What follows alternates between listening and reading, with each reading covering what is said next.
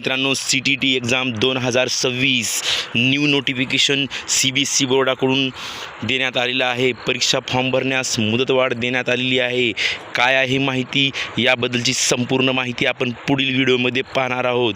चला तर मग अशाच नवनवीन माहितीसाठी आमच्या अन एज्युकेशन चॅनलला लाईक आणि सबस्क्राईब करायला विसरू नका।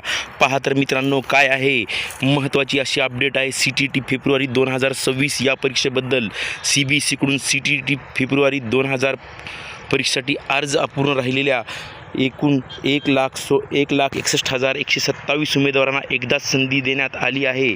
आणि काय आहे ही संधी बघा, काय आहे संधी, तर ज्यांचे ऑनलाईन अर्ज अपूर्ण आहेत अशा उमेदवारांना अर्ज पूर्ण करण्याची व तपशील तपासून दुरुस्ती करण्याची सुविधा उपलब्ध करून देण्यात आली आहे।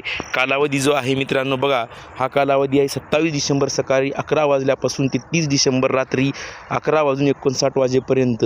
आणि बघा काय करायचं आहे, तर बघा मित्रांनो, ही वेबसाईट जी आहे ती वेबसाईट आहे बघा cttnic.in। याच्यावरती तुम्ही हे करू शकता। आणि महत्त्वाची सूचना काय दिलेली आहे बघा त्यांनी, अशी महत्त्वाची सूचना काय आहे की या कालावधीत नवीन अर्ज स्वीकारले जाणार नाहीत, फक्त अपूर्ण अर्ज पूर्ण करणे व तपशीलवार दुरुस्तीची सुविधा इथे उपलब्ध करून देण्यात आलेली आहे। आणि उमेदवारांनी सर्व माहिती काळजीपूर्वक तपासावी।